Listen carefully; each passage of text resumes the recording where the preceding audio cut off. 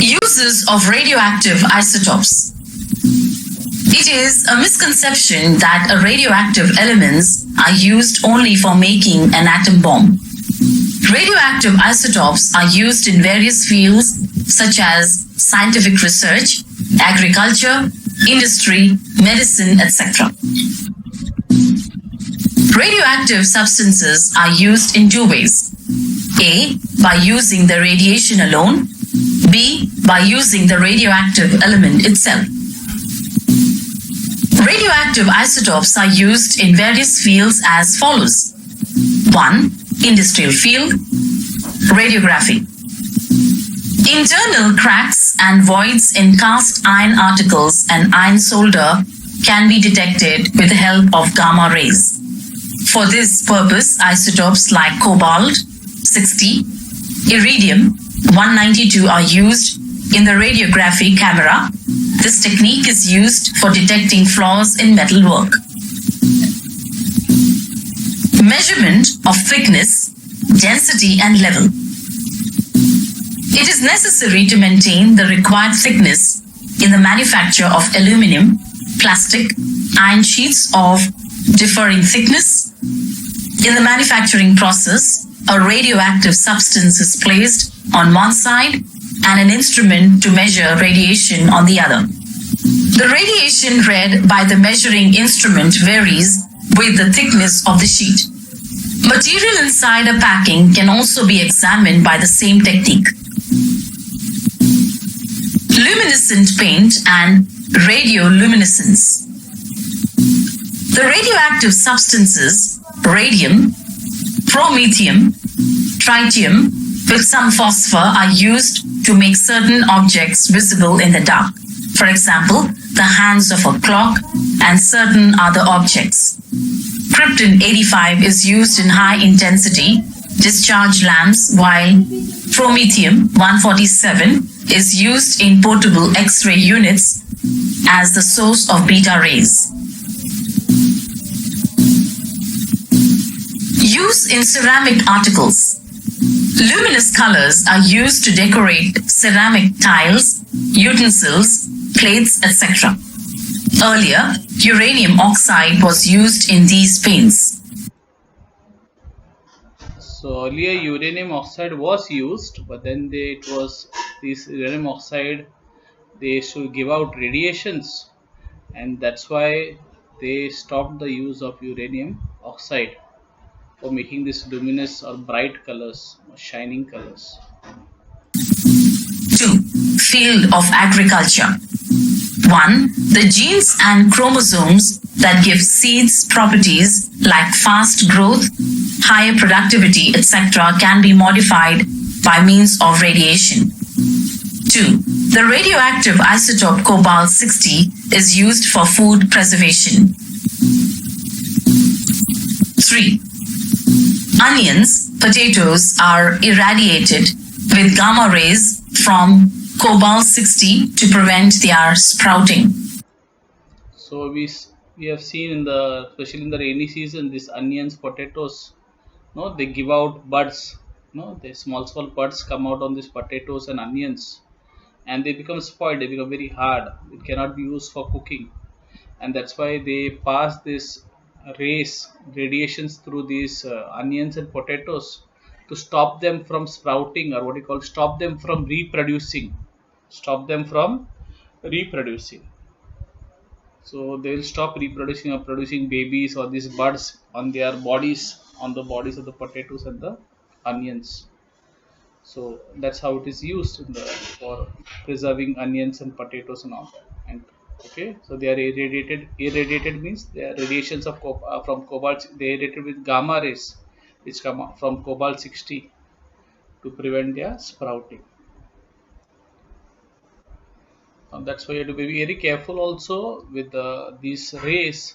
These radiation are very dangerous, especially X-rays. No, that's why people were in working in X-ray labs. They wear lead coats, lead coats. Why? Because the lead coats block the radiations from entering the body of that human being who's working in the X-ray lab. Otherwise, he can have problems. Okay, So that's why you have to be careful also. 4. Strontium 90 is used as a tracer in the research on various crops. Medical science. 1. Polycythemia. The red blood cell count increases in the disease polycythemia. Phosphorus 32 is used in its treatment. 2. Bone cancer. Strontium 89, strontium 90, samarium 153, and radium 223 are used in the treatment of bone cancer. 3. Hypothyroidism. Enlargement of thyroid gland, weight loss in spite of appetite, insomnia are the symptoms of hypothyroidism. It occurs due to overproduction of hormones by the thyroid gland. Iodine 123 is used in the treatment of hypothyroidism. 4. Tumor detection. Boron 10, iodine 131, cobalt 60 are used in treatment of brain tumor, while arsenic 74 is used in detection of small tumors in the body. Hazards of radioactive substances and radiation. Now we have learned about the usefulness of radioactive substances and the radiation. Now we learn about the hazards. What are the harmful effects of these radioactive substance, the radiation? Okay, it has got every coin has two sides. So if something is useful, it can also be dangerous. Okay, so let's see the harmful or the adverse effects of radioactive substances and their radiations. 1. The central nervous system is affected by radioactive radiations. 2. Hereditary defects are generated by bombardment of radiation on DNA in the body. 3. Radioactive radiation can penetrate the skin and causes diseases like skin cancer, leukemia. So as I told you, radioactive radiations can also penetrate the skin, the body, and cause various diseases. And it can even hamper the. It can also, what you can say is, harm the reproductive organs of the body. As I saw as I told you, the X-rays. No, I told you, the X-rays have that potential. Even these radiations. Okay. So hereditary defects. No, the children born are deformed. They are born handicapped because of this. If this radiation enter the body, the child can be born deformed, without hands, legs, eyes, because it affects the DNA, and the DNA is a blueprint of the we are learned in the lower the DNA is a blueprint. So the blueprint is destroyed. The blueprint is destroyed. The body will not grow properly of the child, the baby. And the central nervous system also affected. As you can see in the first point, central nervous system, it is the brain and the spinal cord. The brain and the spinal cord make up the central nervous system. And what is leukemia? Third point, the third adverse effect you can see. Leukemia is nothing but blood cancer. Okay, so it is very cancerous. These radioactive radiations are very cancerous. 4. The radioactive pollutants created due to explosions enter the body through air, and it is difficult to control them. 5. The radioactive pollutants released in the sea enter the bodies of fishes and through them enter the human body. 6. The radioactive paint on the watch can cause cancer. 7. The radioactive isotopes strontium 90 can enter the body through plants, fruits, flowers, cereals, milk, etc., and cause diseases like bone cancer, leukemia. So, boys, these radioactive substances, they don't get decomposed very easily. They remain in the air, water for a very, very long time. Okay, they don't get decomposed or decayed easily. and that's why they can keep harming the bodies of human beings and animals and plants for a long time. And the fifth, if you can see the fifth adverse effect, it says the radioactive pollutant which are released in the sea enter the bodies of fishes and through them enter the human body. Okay, you see most of this radioactive, sometimes this radioactive, these bombs and all, atom bombs and all, no, they are they are they are this testing of the nuclear testing is done in the nuclear bomb car testing is done in the sea. Okay, because uh, it is dangerous to do it on the land. Of course, they do it on the land also. Like you heard of you have seen that movie Pokhran, no, where it is done in the in the desert in Rajasthan. Because the desert is as it is that hardly anything grows. So if you do a nuclear testing in the desert, it won't affect anybody. But there are hardly any plants or animals there. So they do it in the desert. All this nuclear testing either in the desert or in the bottom of the sea. But these radiations, once the nuclear testing is done, they will remain in the air or the water for a long time, and it can come enter into our bodies through the plants. They can directly enter into our bodies, or they can enter it through the plants or the fishes which we eat, and they can cause a lot of problems to us. So I hope this is clear to you all, the lesson. Okay, we'll go ahead. We'll proceed.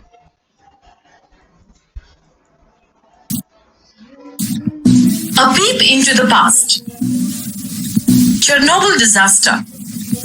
On 26 April 1986, the graphite reactor in the Chernobyl atomic power plant exploded, and suddenly the radioactive isotopes and radiation came out.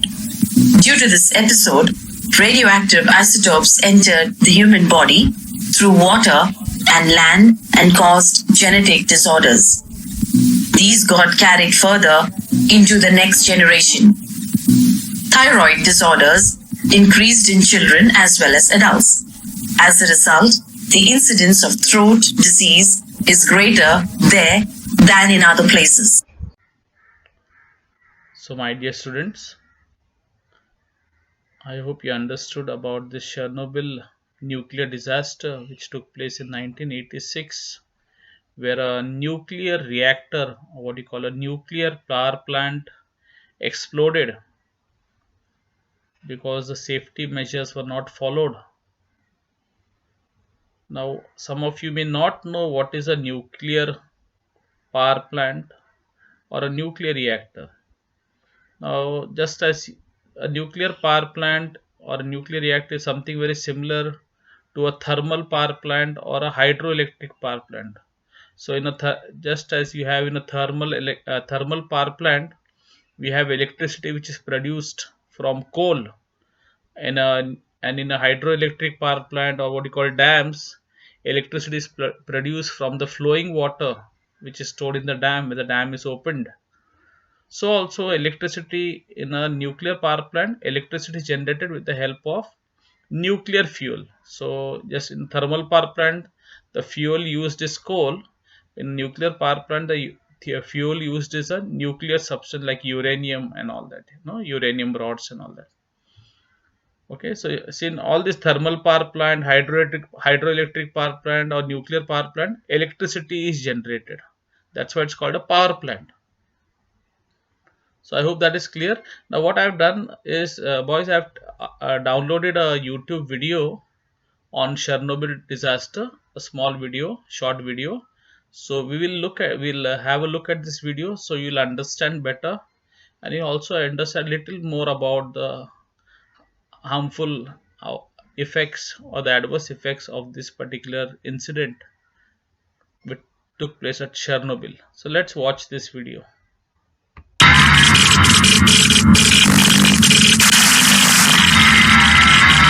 The world's worst civilian nuclear disaster took place when a reactor exploded at the Chernobyl power plant in Ukraine, then part of the Soviet Union. Present-day Belarus received 60% of the initial fallout. The radioactive cloud spread further to cover most of Europe. The Chernobyl nuclear power plant was one of the Soviet Union's most advanced facilities. The first two reactors became operational in the late 1970s. The fourth reactor was the newest, going online in 1983. On April 26, 1986, technicians prepared to test the backup cooling system in reactor number 4, but the routine safety drill went horribly wrong. A nuclear reactor is like a giant steam engine. Uranium fuel rods react to produce a massive amount of heat. That converts water into steam, which drives huge turbines to generate electricity. Control rods are inserted in between the uranium to slow the reaction. And it's crucial for cooling water to be pumped around the core to prevent overheating. But as the tests began, almost all of the control rods were removed, and technicians lost control of the flow of coolant. Temperatures soared, and extreme heat began to melt the core. At 1:23 a.m., Reactor 4 exploded. It spewed 8 tons of radioactive debris into the atmosphere. 115,000 people were evacuated from a 30-kilometer zone around the plant. The battle to put out the fires inside lasted for 15 days. More than 500,000 military and civilian personnel were drafted to deal with the accident and its aftermath. 31 of the initial firefighters and plant workers died within days from acute radiation sickness. The toxicity of the radioactive cloud was equivalent to 400 Hiroshima atomic bomb explosions. Crews hastily built a concrete sarcophagus to encase the entire reactor to prevent more radiation from spreading. Even with this protection, it's estimated the zone around the reactor itself will not be habitable for another 20,000 years. The Soviet Union eventually established a 19-mile wide exclusion zone around the reactor, uprooting some 335,000 people. Nevertheless, a UN report asserted that more than 6,000 children and adolescents developed thyroid cancer as a direct result of the incident. Hundreds of thousands of people may ultimately have been affected. On top of this, it's estimated the disaster cost some $235 billion in damages. It contaminated almost 1/4 of agricultural land in modern Belarus and hastened the collapse of the Soviet Union. So I hope at least now the whole Chernobyl incident is more clear to you after seeing video. This video. Now, as I said, radioactivity or nuclear energy can be a blessing and it can be a curse also. Blessing why? Because it can generate a lot of electricity from this nuclear power plant. Especially this power plant at Chernobyl was generating 1,000 megawatts of electricity. 1,000 megawatts, that's a huge amount. But what happened, the safety measures were not followed and the nuclear reactor exploded. We also have such nuclear reactors at other places in the world. Even in India, we have one in Bombay at the Baba Atomic Research Center, BARC. And we also have an atomic reactor at Tarapur. So we have nuclear reactors all over the globe. And now sometimes, and also as I said, if if if not the safety measures, the nuclear energy can also be used in a very harmful way for the production of atom bombs. You must all heard about the famous nuclear bomb or the atom bomb which was dropped on Hiroshima and Nagasaki, the two cities in Japan, and so many lakhs of people were killed. And not only that, even today people are suffering from diseases because of these radiations. So wherever these nuclear disasters have taken place or nuclear bombs have been dropped or nuclear testing has been taken place, whether it is in Pokhran in Rajasthan or in the sea or wherever, the radiations remain for a long time in the air, water, and soil. They do not decompose easily, as I told you before. So it is harmful. It is nuclear energy is a blessing as well as a curse. If you use it in the right way, it is a boon to mankind. Otherwise, it will be a curse for mankind. You see, the whole world is having a nuclear arms race. Everybody wants to make more and more nuclear bombs, and we are digging our own graves. We are all digging our own graves. So, dear students, I hope you have all understood whatever has been taught to you up till now. So, we'll stop the lesson here for the time being, and we'll continue with the lesson next time. Till then, stay indoors, stay safe. Thank you, and see you soon.